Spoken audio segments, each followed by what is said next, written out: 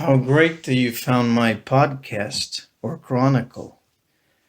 I want to tell you a little bit about why I've started to try and make my voice heard online.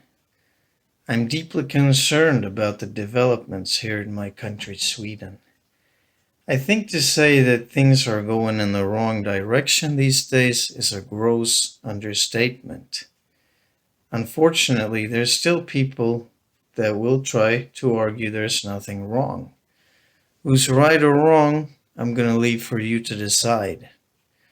However, my way of looking at it is if something's going on around you that concerns you and that there's not much you can do about it, there's always one thing you can do: tell about it. So that's what I'm doing right now.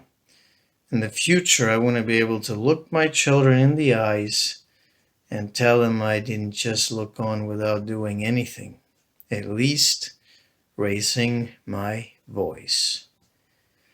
On Saturday, February 18th, 2017, U.S. President Donald Trump gave a speech in Florida where he spoke about keeping America safe and also mentioning the terrorist attacks that happened in Nice, Paris, and Brussels.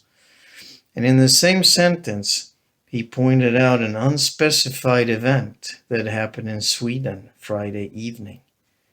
So, what was it that actually happened that Friday in Sweden? Well, the answer to that is not particularly much. That wasn't what President Trump was actually referring to. He was actually talking about a Fox News story that aired on Friday night. So, what happened in that documentary? Well, a whole lot is the answer to that question. That and other developments is what I feel the need to talk about. When did I first notice that there was something skewed going on in my country?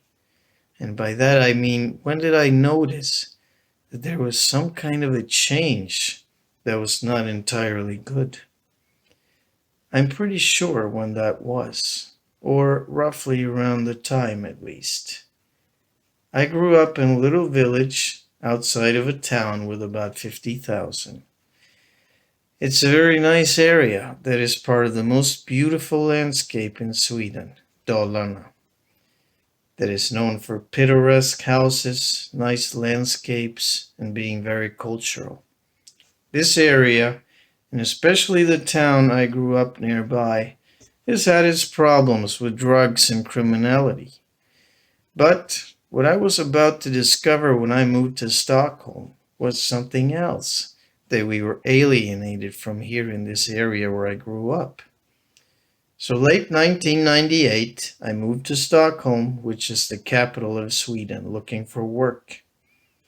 It didn't take me long before I got a job at the time largest private security company in Stockholm. I would work for them for about 7 to 8 years doing various things. So that job led me to meet people and into situations that started setting off the alarm bells that there was something not right going on. But the first memory I actually have of that something was an event that was out of my work. It was a regular day of the week. I had been somewhere doing something. Can't remember what, but I was going to take the commuter train back to where I lived at the time. As I was going down to the platform where the trains move out in two separate directions, there was nothing unusual going on. Just a regular weekday in the middle of the day with not too many people commuting. I'm standing there in my own world, probably thinking about motorcycles or something like that, when I noticed two guys standing some meters away from me. One guy looks Swedish, and the other one, a young guy, that looks like he comes from the Middle East somewhere. The Swedish guy is starting to look a little bothered, even though they talk with low voices, so this catches my attention. I can hear the Swedish guy say, "Don't you think there's too many people around here?" My brain is now starting to put two and two together.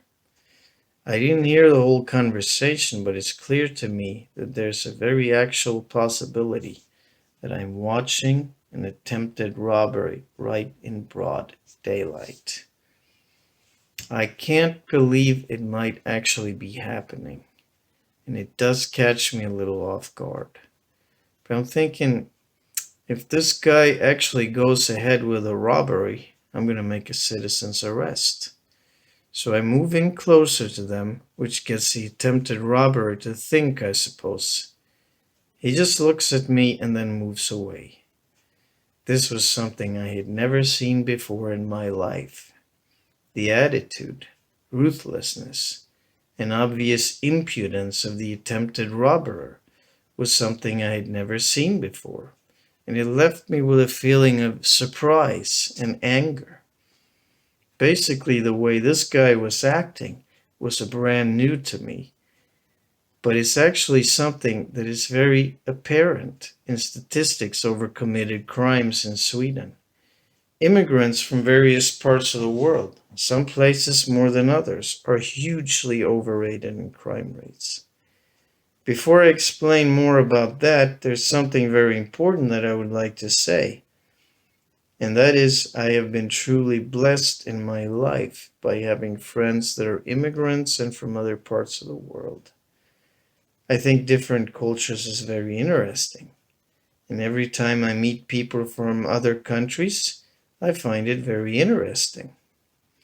By talking about these things, I'm not trying to say all immigrants are bad people and argue the case that no one should be here.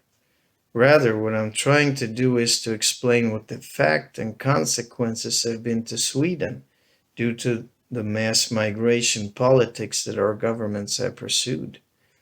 I fully understand why people come here and to the rest of Europe to look for a better life.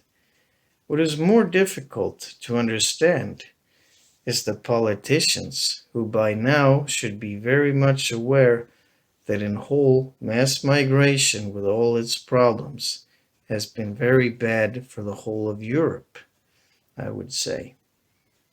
Sadly, Sweden stands in the forefront of everything you can imagine that is left liberal, which includes more or less open borders and a willingness to accept everything that comes from or benefits the EU.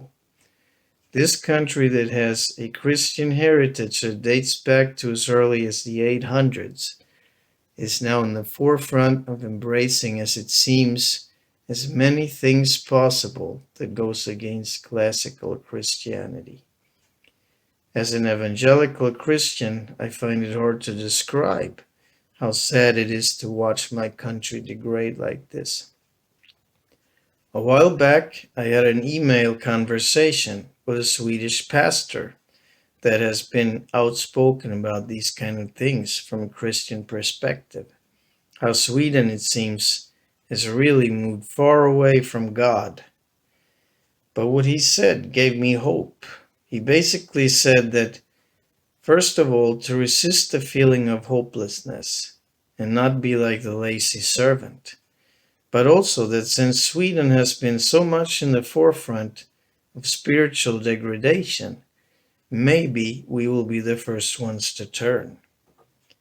Basically, though, of course, I hope this country will turn. But sometimes when you take a fight for something, you should fight, not because you're going to win that particular battle or accomplish change, but because you think it's God's will. How he wants to use your efforts is his plan. If there's one thing we can be certain about as Jesus followers, it is that no matter what the situation looks like, God will always have a plan. If you are a Jesus follower, evangelical, Catholic, or whatever, please pray for my country, Sweden. If you don't have a faith, but also recognize and see things going in the complete wrong direction, let's all work together and make our voices heard. God bless.